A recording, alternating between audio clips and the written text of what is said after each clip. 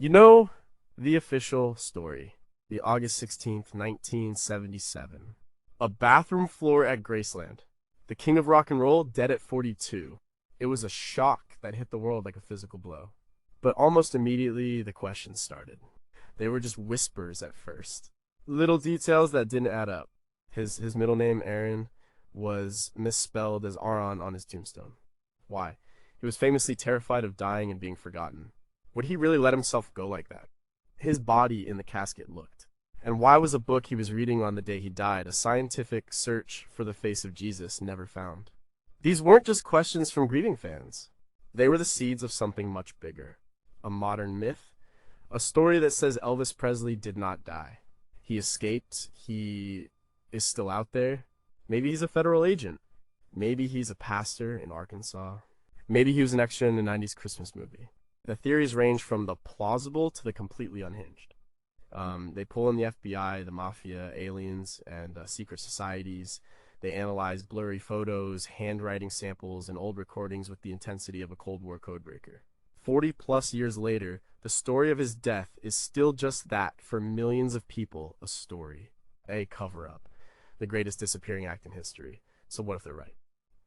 What if the biggest secret in music isn't about a chord progression or a hidden lyric, but about a man who walked away from it all and never looked back? Number 18. Did Elvis secretly work for the FBI? The story begins with a photograph. It's one of the most requested images from the U.S. National Archives. More popular than the Constitution, more popular than the Bill of Rights. It shows Elvis Presley clad in a purple velvet suit and a massive gold belt buckle, shaking hands with President Richard Nixon in the Oval Office. The date was December 21st, 1970. On the surface, it was a bizarre pop culture moment.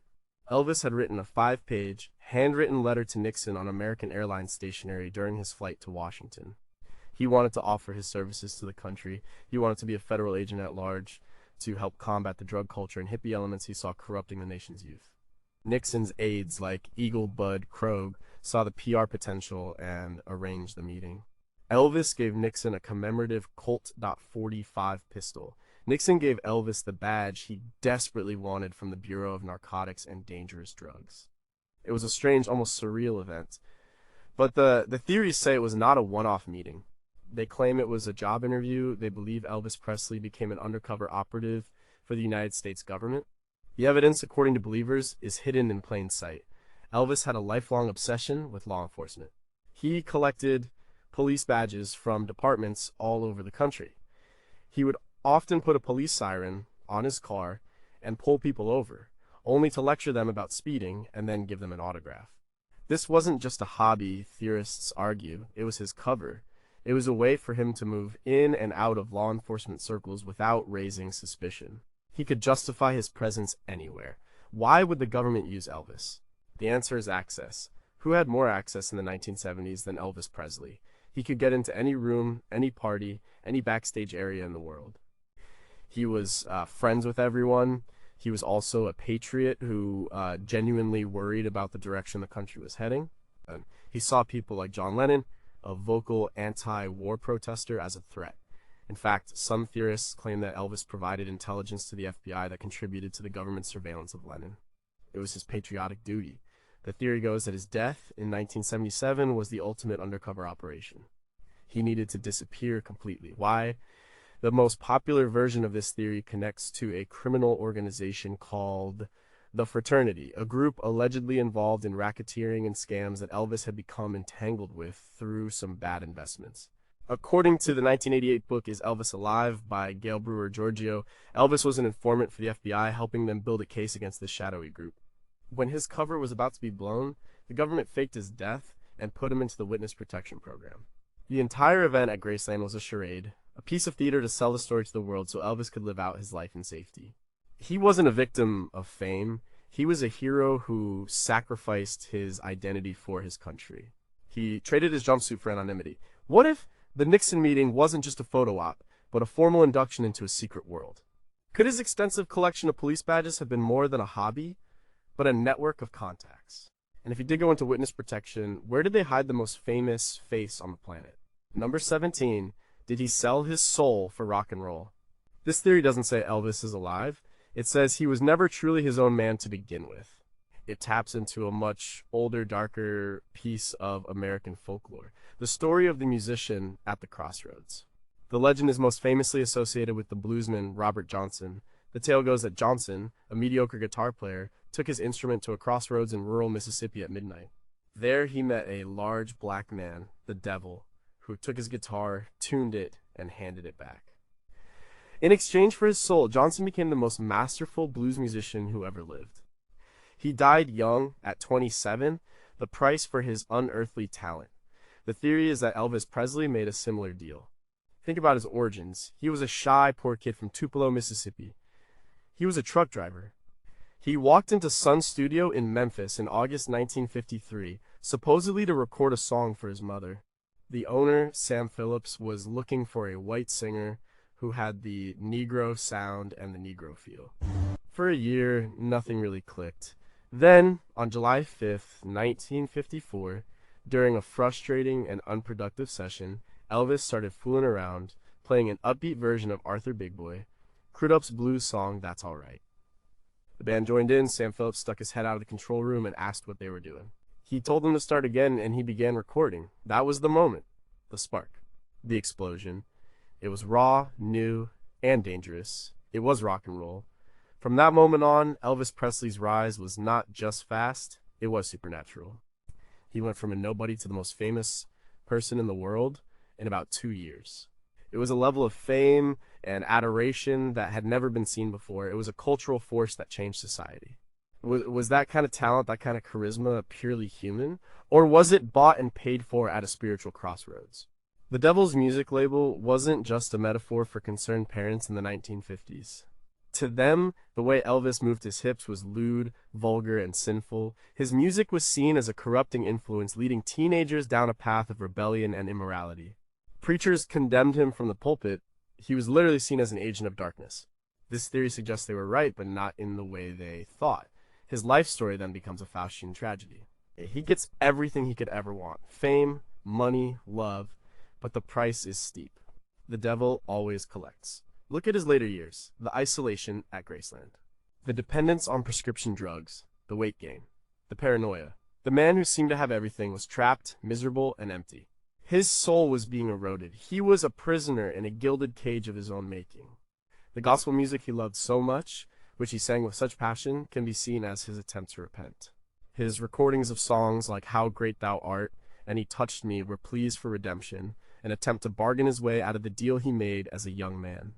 But it was too late. His death at 42, bloated and alone, was the final tragic payment on a debt he incurred at the very start of his career. Could a person's talent and charisma be so immense that it feels like it came from an otherworldly source? Was the backlash against him in the 50s just cultural panic, or did people sense something genuinely dark in his power? If he did make a deal, was his lifelong devotion to gospel music a desperate attempt to save his own soul? Number 16 was Elvis Presley, a time traveler. This theory is one of the more fantastical, but its proof is compelling in a strange visual way. It suggests that Elvis Presley was not a man of his time because he was not from his time. He was a traveler moving through history, and his stint as the king of rock and roll was just one stop on his journey. The primary piece of evidence is a photograph from 1862. It's a Civil War era ambrotype, a type of photograph created on a sheet of glass. The man in the photo, a soldier in what appears to be a Confederate uniform, bears a striking, almost undeniable resemblance to Elvis Presley. The heavy brow, the shape of the eyes, the nose, the signature pout of the lips. It's him, or at least it looks exactly like him. This isn't the only piece of historical evidence. Proponents of this theory point to Egyptian hieroglyphs that depict figures holding objects that look like guitars and striking poses that are eerily similar to Elvis's stage moves. They find his likeness in Renaissance paintings and ancient Roman sculptures. The idea is that he has been popping up throughout history for centuries, maybe millennia. He's not just a singer, he's a historical constant, an observer, or maybe even an influencer of major events. Why would a time traveler become a rock star in the 1950s? Perhaps it was the perfect cover. The mid-20th century was a period of massive technological and social change. What better time to observe humanity? By becoming the most famous person on the planet, he could have a front row seat to everything. He had the ear of politicians, artists, and scientists. He was at the very center of the cultural zeitgeist. It was the ultimate observation post. His music itself is presented as evidence. Rock and roll was a fusion of sounds that had never been put together in that way before. It was a revolution. Did he simply synthesize existing genres, or did he introduce a musical form from the future, something he knew would change the world because he'd already seen it happen? His death in 1977 fits perfectly into this theory. For a time traveler, a normal human lifespan is a limitation. To continue his journey, he would need to disappear. Faking his death was not about escaping fame, it was about moving on to the next time period. He couldn't just grow old and fade away. He was Elvis. His end had to be as dramatic as his life. So he staged his exit and presumably jumped to another point in the timeline, either forward or backward. He could be living in our present, or he could be witnessing the fall of Rome. The soldier in the 1862 photo wasn't an ancestor. It was him on a previous mission. The figure in the hieroglyphs wasn't a coincidence, it was him, thousands of years ago. He is a constant, a man unstuck in time. Is it possible for a historical doppelganger to look so identical that it defies coincidence? Could the birth of rock and roll have been more than a cultural accident, but a deliberate introduction of a future art form? If he did time travel, was his purpose merely to observe, or was he actively shaping human history? Number 15. Did Elvis have a secret twin who took his place? This theory is rooted in a real tragedy from Elvis's birth. On January 8, 1935, in Tupelo, Mississippi, Gladys Presley gave birth to twin boys. The first, Jesse Garon Presley, was stillborn. The second, Elvis Aaron Presley, survived. This fact haunted Elvis his entire life. He often spoke of a profound connection to the brother he never knew, a feeling that a part of him was always missing. He felt a deep spiritual loneliness. This theory takes that real-life event and twists it into a conspiracy. It proposes that Jesse Garon did not die at birth. In this version of the story, Gladys and Vernon Presley were too poor to raise two children. So, they made an unthinkable choice. They secretly gave Jesse away to another family, or perhaps to a traveling circus, a common tale in Depression-era folklore. They buried an empty box or a doll to maintain the story of his death. Elvis grew up knowing he had a twin out there somewhere, a secret that fueled his inner turmoil. Well, Jesse, meanwhile, grew up in a completely different environment, living a life of anonymity. The theory then splits into a few different paths. One popular version suggests that at some point, likely in the late 1950s or early 1960s, Elvis grew tired of the suffocating fame. He was overwhelmed by the demands, the touring, the bad movies, so he sought out his long-lost brother, Jesse. They devised a plan. Jesse, his identical twin, would take his place. The real Elvis would be free to live a quiet, simple life, while Jesse got to enjoy the wealth and glamour. This explains the dramatic changes in Elvis's personality and appearance over the years. The energetic, rebellious Elvis of the 1950s was the real deal. The bloated, sequined Las Vegas Elvis of the 1970s, that was Jesse. It explains why his voice seemed to change, why his interests shifted, and why he seemed so disconnected from his own legacy. It wasn't him. He was performing a role. The original Elvis was living peacefully somewhere, watching his brother play the part of the king. Another, darker version of the theory claims the switch was not voluntary. It suggests that the real Elvis actually died much earlier than 1977. Maybe in a car crash or from an overdose in the army. The Colonel Tom Parker, desperate to keep his money train going, found the secret twin Jesse and forced him to take Elvis's place. Jesse was a puppet controlled by the Colonel living out his brother's life. The man who died in 1977 was Jesse Garon, a man who had been playing a part for nearly 2 decades. The original Elvis, the true king, had been gone for years. The misspelling of Aaron on the tombstone was a deliberate clue. Elvis was Aaron. The man buried there was Aaron, a different person. It was a secret message from someone on the inside who knew the truth. Given the poverty of the Presleys in 1935, is it completely impossible they would have made a desperate choice? You know, could the dramatic shifts in Elvis's personality be explained by a secret substitution? And is the misspelling on his gravestone a simple error or a deliberate signal pointing to a lifelong deception? Number 14 is Graceland's pool house, a portal to another dimension. Graceland is more than a house, it's a shrine. Millions of people make the pilgrimage to Memphis to walk through its rooms, to see the jungle room, to pay their respects at the meditation garden where Elvis is buried.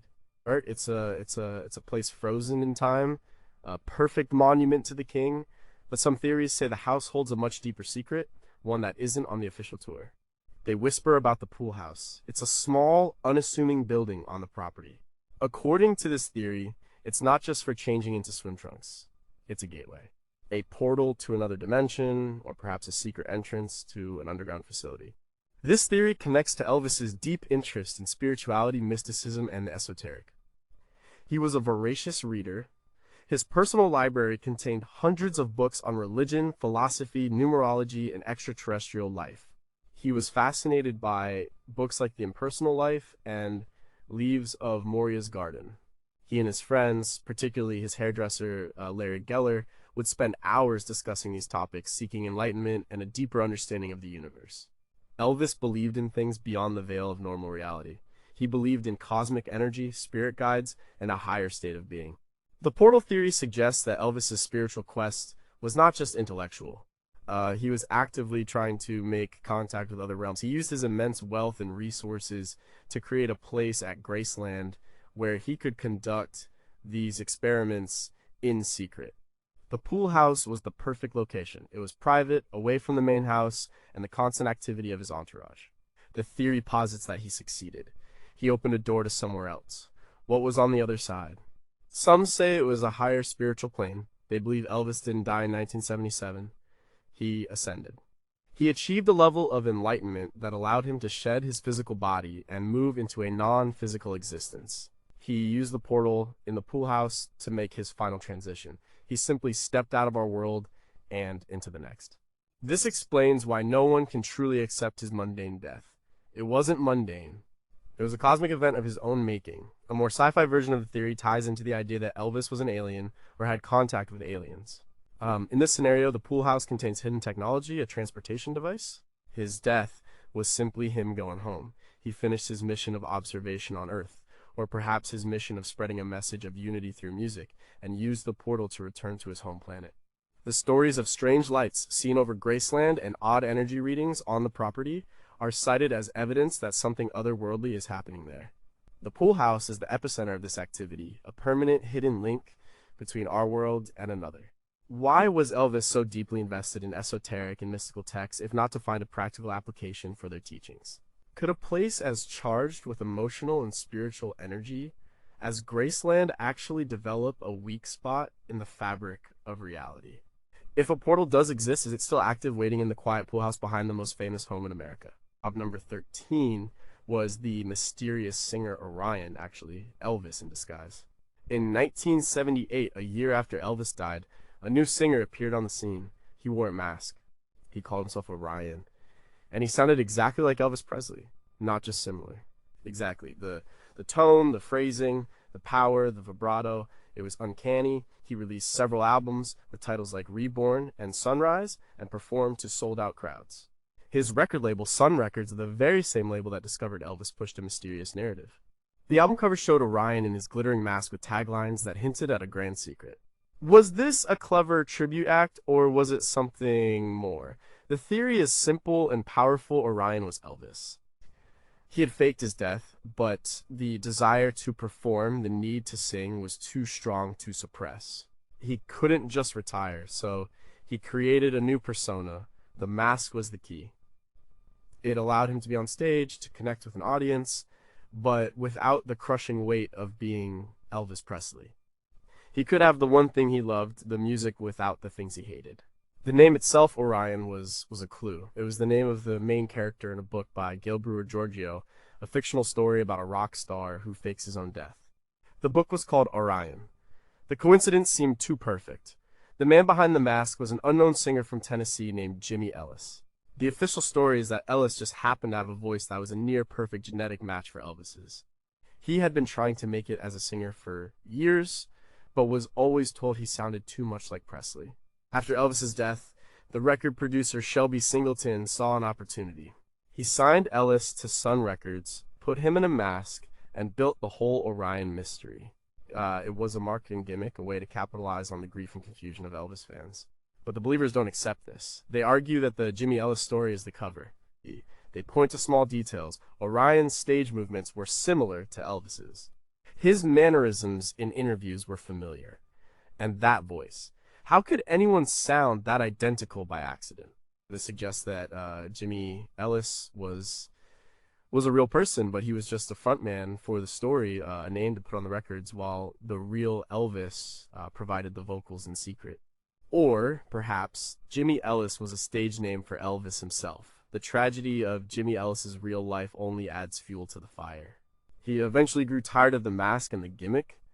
He wanted to be recognized for his own talent. In 1983, he dramatically unmasked himself on stage, hoping to launch a career as Jimmy Ellis. But it failed. People only wanted Orion, they only wanted the mystery of Elvis. Ellis faded into obscurity and was tragically murdered in a robbery in 1998. For the theorists, this was the perfect way to tie up a loose end. The man who knew the secret was silenced, ensuring the truth about Elvis's survival would never be revealed. It was a neat, tidy, and tragic end to the story. How could two human beings, not related, possess such identical singing voices? Was the Orion Project a cynical marketing ploy, or was it Elvis's desperate attempt to reclaim his love of performing? And was the real-life death of Jimmy Ellis a random act of violence, or the final act in a decades-long conspiracy? Number 12, did he plan his death according to numerology? Elvis Presley's interest in spirituality was not limited to just one belief system. He was a seeker, and one of the paths he explored was numerology, the mystical belief that numbers hold a vibrational and spiritual significance. This theory suggests that Elvis's death was not an accident or a tragedy caused by drug abuse. It was a planned event, a conscious transition orchestrated by Elvis himself, according to a strict numerological code. He didn't die, he simply chose to leave his physical form on a date and time that was cosmically significant. The numbers surrounding his death are the core of this theory. He died on August 16th, 1977. Let's break that down in numerology. The date is 8/16/1977. Add the digits 8 plus 1 plus 6 plus 1 plus 9 plus 7 plus 7e39. In numerology, you often reduce numbers to a single digit. So 3 plus 9, 12, and 1 plus 2, 3. The number 3 is a powerful number in many spiritual traditions, representing the Trinity, creativity, and completion. But let's look at the 12. It represents a full cycle, like the 12 months of the year or the 12 signs of the zodiac. It signifies the end of one journey and the beginning of another. The theorists go deeper. His house number at Graceland is 3,754. Add those digits 3 plus 7 plus 5 plus 4, 19, and 1 plus 9, 10. And 1 plus 0, 1, the number 1 represents new beginnings, leadership, and the self. It's the number of creation. So he ended his life on a day that equaled a cycle of completion, 12-3, at a home that represented a new beginning one. It was a perfect numerological formula for a spiritual transition. His age, 42, is also significant. The theorists pore over every number in his life, the date he was discovered, the release dates of his biggest songs, the number of films he made. They find patterns, repeating numbers and connections that they believe are too consistent to be coincidental. It's a hidden language, a cosmic blueprint that Elvis was following all along. This theory reframes Elvis's later years. His reclusiveness and deep study of spiritual books weren't signs of depression, they were preparations. He was planning his great escape. He was calculating the perfect celestial moment to make his move. His drug use wasn't a sad addiction, it was a tool. He was using pharmaceuticals to alter his consciousness, to prepare his body and mind for the transition from the physical world to a higher plane of existence. The official cause of death, cardiac arrhythmia, is seen as the physical manifestation of his spirit leaving his body. His heart didn't fail, it was released. He wasn't a victim, he was the master of his own destiny, right down to the final second. Could a series of numbers in a person's life truly be just a coincidence, or do they point to a hidden design? Was Elvis's fascination with mysticism just a hobby, or was he actively practicing these ancient arts? If he did plan his exit, does that mean he achieved his goal of moving to a higher plane of existence? Number 11. Was he an alien living among us? This theory takes a giant leap from the earthly conspiracies of the FBI and the Mafia into the realm of science fiction. It proposes that Elvis Presley was not human. He was an extraterrestrial being sent to Earth for a specific purpose. His otherworldly charisma, his talent that seemed to defy explanation, and the hysterical, almost hypnotic effect he had on people were not human traits. They were the abilities of a being from another world. The evidence for this theory often starts with a strange event from his birth.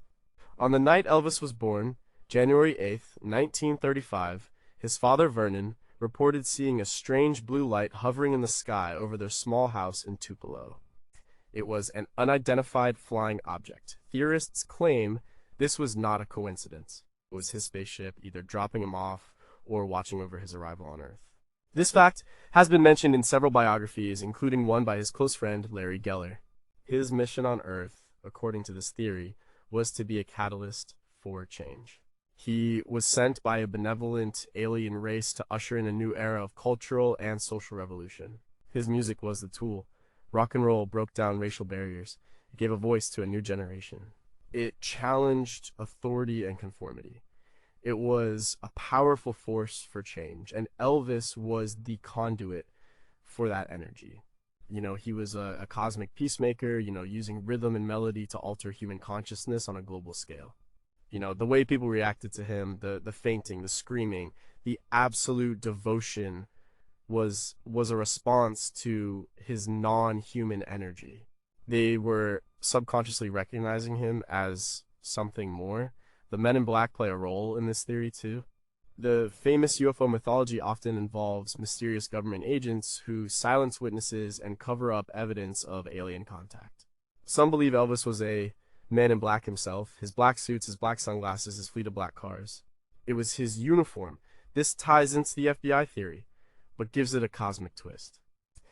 He wasn't just working for Nixon, he was working for an intergalactic organization monitoring alien activity on Earth. And his death was simply the end of his mission. He had done what he came to do. He had planted the seeds of a cultural revolution. It was time to go home. The body in the casket was a clone, a biological dummy left behind to sell the story.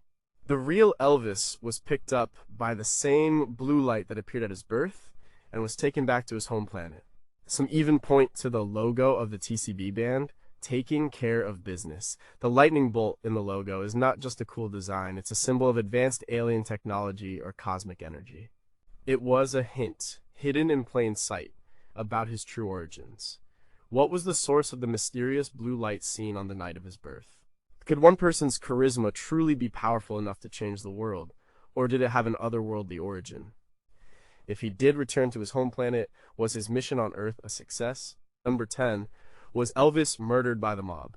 The official cause of Elvis Presley's death is cardiac arrest, with his abuse of prescription drugs being a major contributing factor. But this theory rejects that narrative entirely. It claims that Elvis was not a victim of his own lifestyle. He was murdered, and the people responsible were the mafia. This theory transforms the story from a personal tragedy into a hard-boiled crime thriller. The connection to organized crime comes primarily through Elvis's manager, Colonel Tom Parker. The Colonel was a mysterious figure with a murky past. He was not an American citizen. He was born Andreas Cornelis van Koich in the Netherlands and entered the United States illegally. He was a former carny with a reputation for being a ruthless and controlling manager. But was he more than that? This theory suggests the Colonel had deep ties to the mob. He used their money and influence to build Elvis's career, and in return, the mob got a piece of the biggest entertainer in the world. And Elvis became a cash cow for them. The motive for his murder, according to this theory, was financial. By 1977, Elvis was reportedly considering firing the Colonel. He was unhappy with the direction of his career, the grueling tour schedules, and the poor financial deals Parker had made. He wanted to take control of his own life and business. This would have been a disaster for the mob. They stood to lose millions, perhaps billions, if Elvis broke away. Firing the Colonel meant cutting them off. So they decided to eliminate the problem. Dead Elvis, in some ways, was more valuable than a live one. As a martyr, his record sales would skyrocket, and the estate, still under the control of the forces loyal to the Colonel, would be a reliable source of income for years to come. How was he killed? The theory suggests it was done in a way that would mimic his known health problems. He was given a substance that would induce a heart attack, something that would be hard to detect in an autopsy, especially given the cocktail of other drugs already in his system. It could have been administered by someone close to him, someone on the mob's payroll within the Memphis Mafia. His death was made to look like a sad, predictable end for a rock star, but it was a cold-blooded assassination. Some point to the investigation, or lack thereof, as evidence. The original autopsy report was sealed by the Presley family for 50 years. Why the secrecy if the cause of death was so straightforward? Believers say it was to hide the evidence of foul play. They also point to the rushed and chaotic scene at Graceland after his body was found. Evidence could have been easily removed or contaminated. It was the perfect crime, hidden behind the curtain of celebrity tragedy. Why was Colonel Tom Parker's past so shrouded in secrecy? Could Elvis's massive earnings have been used as a money laundering operation for organized crime? If there was evidence of a murder, who in Elvis's inner circle could have been compromised enough to carry it out? Number 9, is he living in an underground bunker at Graceland? This theory suggests that Elvis never left home. He didn't flee to Argentina or go into witness protection. He simply went underground, literally. The idea is that somewhere on the 13.8-acre property of Graceland, there is a secret, state-of-the-art underground bunker. And Elvis Presley has been living in it since 1977. He faked his death to escape the crushing pressure of his fame, but he could not bear to leave the home he loved so much. So he built himself a luxurious, self-sufficient prison beneath it. The construction of such a facility would have been easy to hide. Graceland was constantly undergoing renovations and landscaping projects. Building a secret bunker could have been disguised as any number of routine upgrades. He had the money and the resources to build whatever he wanted. The bunker, in the minds of the theorists, is not a grim concrete cell. It's a subterranean Graceland, complete with a recording studio, a movie theater, a library, and anything else you could possibly need. It would be connected to the main house by a series of secret passages, allowing him to occasionally walk through the familiar rooms late at night after the last tour group has gone home. The evidence for this is circumstantial and based on sightings and strange occurrences at Graceland. For years, people have claimed to see a figure resembling an older Elvis looking out of one of the upstairs windows of the mansion, an area that is off limits to the public. There have been reports of strange noises, lights, and electrical fluctuations on the property late at night. Is these just tricks of the light and the sounds of an old house settling? Or is it evidence of a secret resident? The most famous piece of evidence is a photograph taken by a tourist in 1984. The photo shows the back door of the main house, and through the screen, a man who looks remarkably like Elvis can be seen sitting on a chair. He appears to be wearing one of his signature jumpsuits. The photo is grainy and ambiguous, but for believers, it's a smoking gun. It's proof that he is still there, just out of sight. Why would he choose this life? Because it offered the perfect compromise. He could have the peace and privacy he craved, but he wouldn't have to abandon his home, his memories, and his connection to his family. He could watch his daughter, Lisa Marie, grow up from a distance. He could monitor his own legacy. He would be a ghost in his own house, a silent observer of the world he left behind. The public mourning at his gravesite in the meditation garden becomes a surreal piece of theater. He could be just a few hundred feet away, underground, listening to the weeping of his fans. With the constant activity and security at Graceland, could the construction of a massive underground facility have gone completely unnoticed? Are the reported sightings just wishful thinking by fans, or have people genuinely caught glimpses of the hidden king? If he is there, what does a man who has everything do all day in a secret bunker for over 40 years? Number 8. Was he the inspiration for the Marvel superhero, Captain Marvel Jr.? This theory is a bit different. It's not about his death, but about his life and his deep, secret connection to the world of comic books. It's a well-documented fact that Elvis was an avid comic book fan as a child. His favorite character was Captain Marvel Jr. The evidence for this is not hidden, it's in plain sight. Take a look at the classic design of Captain Marvel Jr. from the 1940s. He has slick jet black hair with a single curl falling over his forehead. He wears a short cape jacket with a high collar. Now, look at Elvis Presley in the 1950s and especially in the 1970s.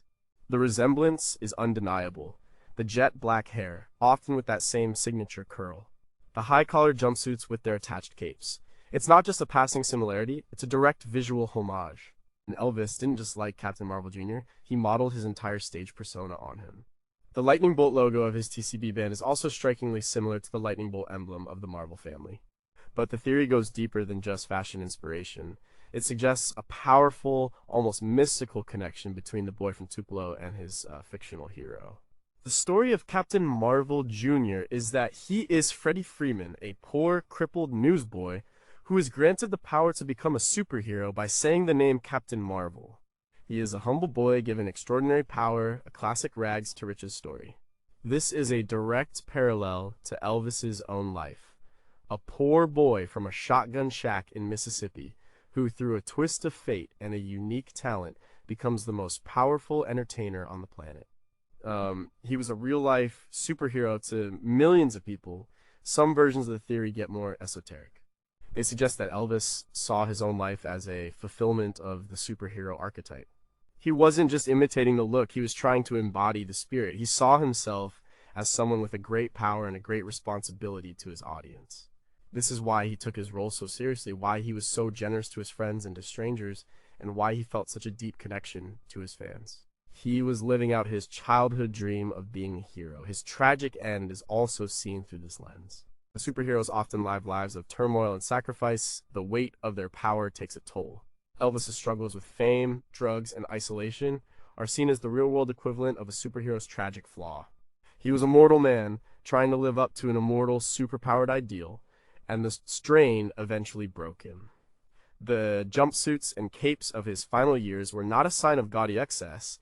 They were his superhero uniform, the costume of a man still trying to be the hero he believed he was meant to be, even as his powers were failing him. Is it just a coincidence that Elvis's iconic style so closely mirrored that of his favorite childhood comic book character? Was he simply a fan, or did he consciously model his entire life and career on the archetype of a superhero? Could his personal struggles have been a direct result of the psychological pressure of trying to be a real-life Superman? Number 7 was the man in the casket a wax dummy. This theory is one of the oldest, dating back to the day of Elvis's public viewing at Graceland on August 17, 1977. Thousands of mourners filed past his open casket, but many of them came away with a strange, unsettling feeling. The man lying in the copper coffin did not look like Elvis Presley. The body seemed too small.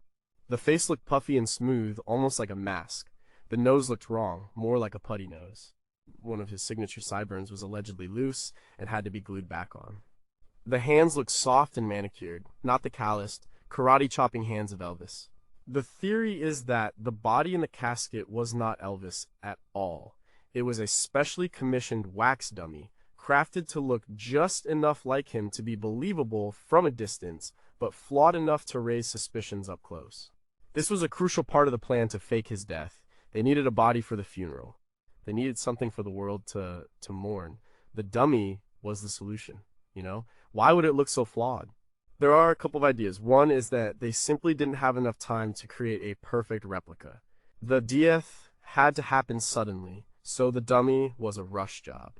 Another, more conspiratorial idea is that the flaws were deliberate.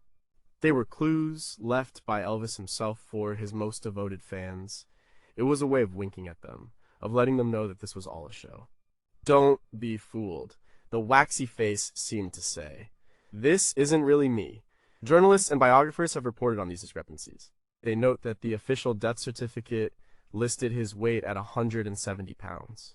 But Elvis was known to have weighed closer to 250 pounds in the days before his death. Where did the 80 pounds go? Proponents of the wax dummy theory say it's easy to explain.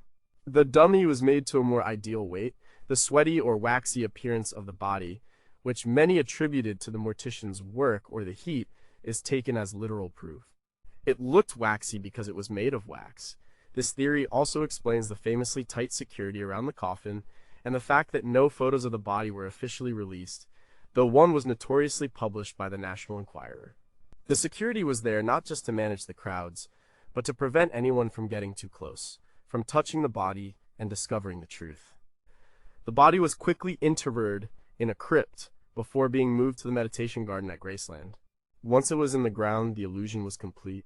The world had seen Elvis dead, and the case was closed.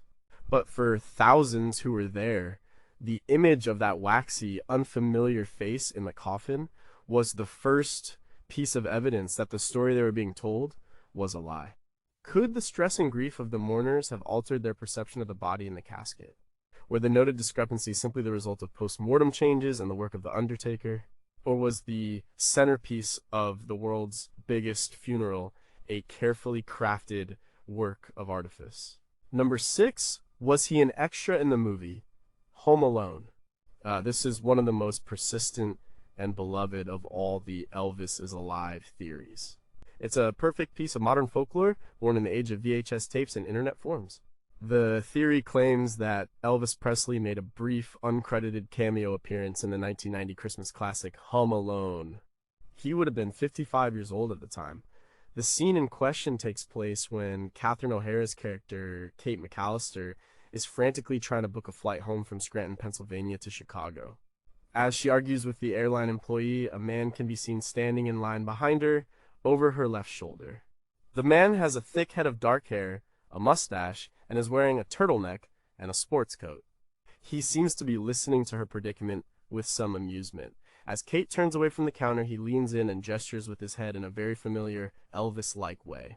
That's it. A few seconds of screen time for a background actor, but for believers, it's irrefutable proof. They have analyzed this scene frame by frame.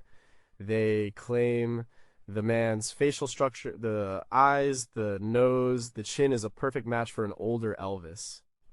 They point to the way he cocks his head and purses his lips as classic Elvis mannerisms. They even argue that if you listen closely, you can hear him say, "Hi, you're a long way from home," a line that isn't in the script and seems to be an ad-lib. The director of Home Alone, Chris Columbus, has addressed this theory. He has stated that the man is just an extra, a local Chicago actor named Gary Richard Grott, who sadly passed away in 2016. Well, Columbus even said he put the extra in the scene specifically because he looked a bit like Elvis, as a joke with the sound mixer, who was a huge Elvis fan.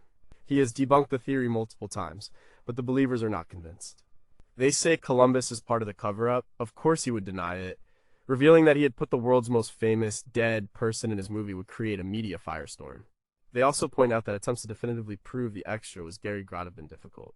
Finding clear photos of Grott from that era to make a perfect comparison has been challenging for the amateur sleuths of the internet. Why would Elvis appear as an extra in a movie? The theory suggests he missed the spotlight, even just a little. He wanted to see if he could still hide in plain sight. It was a game for him, a private joke. He got to be on a movie set to feel that creative energy again, but with zero pressure. No one knew who he was. He was just a guy in the background. It was the perfect way to dip his toe back into the world he had left behind, just to see if he could get away with it. And for a moment, he did. Is the resemblance just a coincidence, a case of people seeing what they want to see in a blurry background shot? Is the director's denial the simple truth, or is he protecting an incredible secret? And if it was him, did he make other secret appearances hidden in the backgrounds of other films, leaving a trail of breadcrumbs for his fans to find? Number 5. Did his twin brother Jesse die in 1977? This theory is a variation on the secret twin story, but with a tragic and profound twist. It accepts that one of the Presley twins died on August 16, 1977. It just claims it was the wrong one. The theory goes like this. Jesse Garon Presley did not die at birth. He survived and was raised in secret, perhaps in an institution, due to a mental or physical disability. Elvis knew about his brother and secretly supported him his entire life. Their bond was deep and private. As Elvis's fame grew, so did his isolation. He was trapped by his own image. He longed for a simple life, away from the crowds, the drugs, and the demands of being the king. Sometime in the mid-1970s, as his health was genuinely declining, he and his brother made a switch. The world was already used to seeing a bloated, unwell Elvis. Jesse, who may have had similar health issues, could slip into the role without raising too much suspicion. The Memphis Mafia, loyal to the real Elvis, helped facilitate the switch and keep the secret. It was Jesse Garon Presley who lived out the final sad days at Graceland. It was Jesse who died on the bathroom floor. And it is Jesse who is buried in the meditation garden. The real Elvis, now free, slipped away into a new, anonymous life. This theory is particularly compelling to some because it reframes Elvis not as a self-destructive celebrity, but as a loving brother who engineered an escape for himself while ensuring his less fortunate twin was cared for, and in a strange way immortalized. The evidence is, again, the misspelling of the middle name on the tombstone. Elvis's middle name was legally Aaron. The tombstone reads Elvis Aaron Presley. Jesse's middle name was Garon. Proponents suggest that Aaron was a compromise, a code. It wasn't the Aaron of the famous twin, but it was close enough to pass. It was a subtle signal to those in the know that the man buried there was not the one the world thought it was. This theory also provides a more emotionally resonant reason for the escape. It wasn't just about escaping fame, it was about giving his brother a final resting place of honor, a place where he would be loved and remembered forever, even if under the wrong name. The real Elvis could then live out his days in peace, his conscience clear, knowing he had done right by the brother who had been hidden from the world for his entire life. He sacrificed his identity so his twin could have a legacy. It turns a story of conspiracy into a story of brotherly love and ultimate sacrifice. Could a secret of this magnitude have been kept for so long by so many people? Is the tombstone misspelling a simple clerical error that was never corrected, or is it the key to the entire mystery? If Elvis did make this switch, did he ever feel guilt for letting his brother die in his place, or did he see it as a final, profound act of love? Number 4. Is he a pastor in rural Arkansas? This theory is not about the past, it's about the present. It claims that Elvis Presley is alive, well, and has been living for years under the name Bob Joyce, preaching at a small, unassuming church in rural Arkansas. This is one of the most detailed and obsessive of all the modern Elvis theories, with a massive online community dedicated to proving it. The evidence is almost entirely based on video and audio recordings of Pastor Bob Joyce. First, there is the physical resemblance. Photos and videos of Joyce, an older man with white hair and glasses, are constantly being compared to age-progressed photos of Elvis. Believers claim the facial structure is identical, the shape of the jaw, the distance between the eyes, the curve of the smile. They analyze his hands, his height, and his mannerisms, finding countless similarities. Then there is the voice. When Bob Joyce sings gospel hymns in his church, his voice is astonishingly similar to Elvis's. It has the same baritone richness, the same power, the same soulful delivery. Believers share clips of Joyce singing, juxtaposed with Elvis's own gospel recordings, and the comparison is undeniably striking. They also analyze his speaking voice, claiming it has the same cadence and Mississippi accent that Elvis had. The biography of Bob Joyce is also scrutinized for clues. It's a story of a man who had a wild past before finding God and dedicating his life to the church. Believers say this is the perfect cover story for Elvis, a man who battled his own demons and always had a deep connection to gospel music. What better way for the king of rock and roll to find peace than to become a humble servant of God? There's also a famous story about a helicopter. One day, a helicopter allegedly landed near Joyce's church. A woman got out, went inside to speak with him, and then the helicopter took off. The story, in the lore of the theorists, is that this was Priscilla Presley, or perhaps Lisa Marie, coming for a secret visit. There are also stories of Joyce telling cryptic tales from the pulpit, stories about being a famous singer in a past life, which his followers interpret as confessions. Bob Joyce himself has been asked about the theory. He generally denies it or brushes it off with a good-natured laugh, but his denials are seen by believers as being intentionally vague. They believe he cannot admit the truth without destroying the new life he has built. He is trapped by his own legend, able to live, but not able to live honestly. The church services are live-streamed, and the comments are filled with people from all over the world who are not there for the sermon, but for a glimpse of the king. Could a man's voice and appearance be so similar to a famous person's by pure chance? Are the cryptic stories and vague denials of Bob Joyce just the words of a humble man uncomfortable with a strange rumor? Or are they a calculated performance? If he is Elvis, what must it be like to stand before a congregation every Sunday, knowing that many of them are looking at you and seeing a ghost? Number 3, was he forced into the witness protection program? This is perhaps the most plausible of the grand conspiracy theories. It has a clear motive, a known mechanism, and a narrative that feels like it was pulled from a Hollywood script. The theory states that Elvis Presley did not choose to fake his death. He was forced to disappear by the federal government and placed in the witness protection program WITSEC.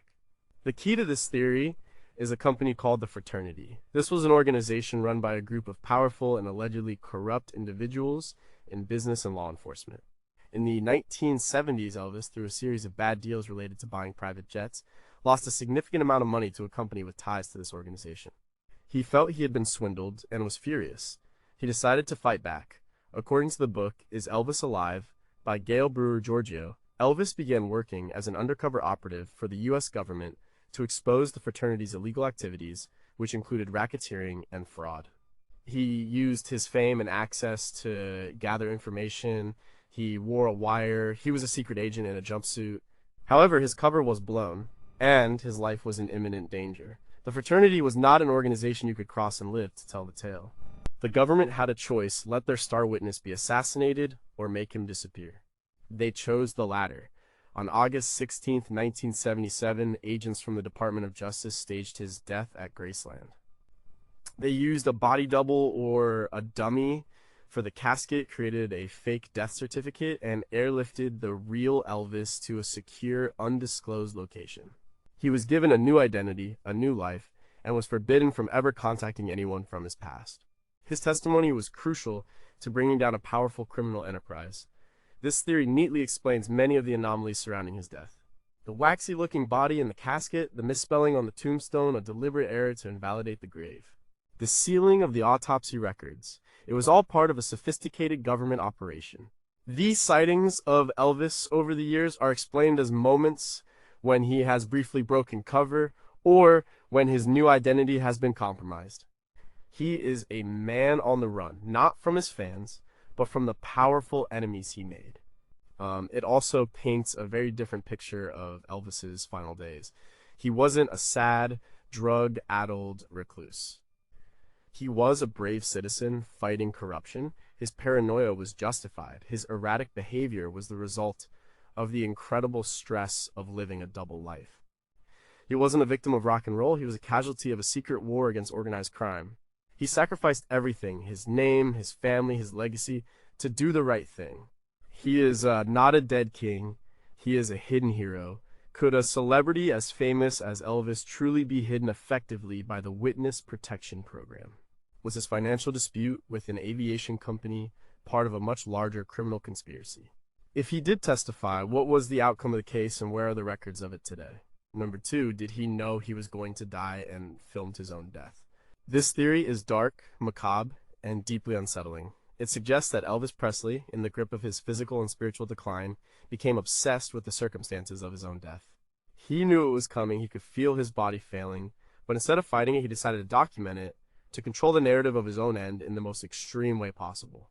The theory is that Elvis secretly filmed his own death. The basis for this comes from Elvis: The Last 24 Hours, a controversial book by the author Albert Goldman. Goldman's book portrayed a dark and pathetic version of Elvis's final years. But within it are claims that Elvis had become fascinated with death. He would study books on the subject. He would visit funeral homes. He became obsessed with the death of his mother, Gladys, and how she had seemingly predicted her own passing. The theory takes these claims a step further. It posits that Elvis, the ultimate showman, wanted to create one final, shocking piece of art. His own death. He set up a hidden camera in his bathroom at Graceland, the place where he spent so much of his time in his final months. He knew his heart was weak. He knew the combination of drugs he was taking was lethal. He wasn't committing suicide in a conventional sense. He was simply letting events take their course, but ensuring that the moment of his passing would be captured forever on film. What would be the purpose of such a film? Perhaps it was for his own spiritual exploration, a way to confront the ultimate mystery. Perhaps it was a final message to the world, a raw, unfiltered look at the true cost of fame. Or perhaps it was a tool for his own potential resurrection. Some versions of the theory suggest the film was part of a grander plan. If he were to return one day, the film would be the ultimate proof of his journey, a documentation of his death and subsequent rebirth. The tape, if it exists, is the ultimate holy grail for the darkest corners of Elvis fandom. Where is it? The theory suggests it was retrieved by a trusted member of his inner circle shortly after his body was discovered. It is now hidden away, perhaps in a vault at Graceland or in the possession of a secret keeper of the flame. It is a piece of evidence so explosive, so disturbing, that it can never be released to the public. The book A Scientific Search for the Face of Jesus, which Elvis was supposedly reading when he died, but which later went missing, is sometimes claimed to have contained not a book, but the secret tape. The title was a code for what was inside a search for the face of God, captured at the moment of death. Could a man so obsessed with his image and legacy be driven to document its final, most undignified moment? Was the disappearance of the book he was reading a simple oversight in a chaotic scene, or was it the deliberate removal of a secret artifact? If such a tape exists, what would it be worth, and who could be trusted with its secrets? Number 1, did he simply walk away? This is the original theory, the simplest, the most romantic, and, in many ways, the most powerful. It has no need for the mafia, the FBI, aliens, or secret bunkers. It suggests that on a hot August day in 1977, Elvis Presley, the most famous man in the world, got tired. He was tired of the music, tired of the crowds, tired of the pills, tired of the cage his life had become. So he just walked away. The plan would have been in the works for months, maybe years. It would have required the help of only a few loyal, trusted friends. They procured a body, perhaps a terminally ill distant relative who resembled him, or they simply fabricated a death certificate. They managed the scene at Graceland, they played their parts, feigning grief and shock. And while the world was focused on the chaos in Memphis, the real Elvis, with a new identity and a suitcase full of cash, boarded a plane and flew away. Where did he go? The popular destination in the early theories was Buenos Aires, Argentina. It was a place where many people had gone to disappear in the 20th century. He could live a life of comfortable anonymity there. He was seen supposedly at a resort, on a yacht, in a cafe. The sightings were constant, a tourist's blurry photo, a waiter's story, a friend of a friend's claim. This theory doesn't require a complex conspiracy, it only requires one thing: the desire of a man to be free. And who had more reason to want freedom than Elvis? Every moment of his life was scrutinized. He couldn't go to a grocery store, he couldn't walk in a park. His every move was dictated by his manager, his entourage, and the expectations of his fans. Faking his death was the only way out. It was a prison break.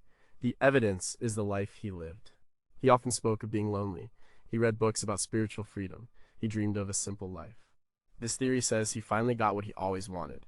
He is living somewhere quietly. He is older now, with gray hair and wrinkles. You could pass him on the street and not recognize him. He might be working as a carpenter or a mechanic or just sitting on a porch, drinking iced tea, enjoying the silence. He is finally at peace. This is the theory that keeps the hope alive. It suggests that the story of Elvis did not end in tragedy. It ended with a quiet, triumphant escape. He beat the system, he got away, and he is still out there, somewhere, living the life he chose, not the one that was chosen for him. Given the immense pressures of his fame, is it not entirely plausible that a man would do anything to escape it? Could a handful of loyal friends have pulled off the greatest disappearing act in modern history? And if he did just walk away, has he ever, in a quiet moment, regretted leaving it all behind?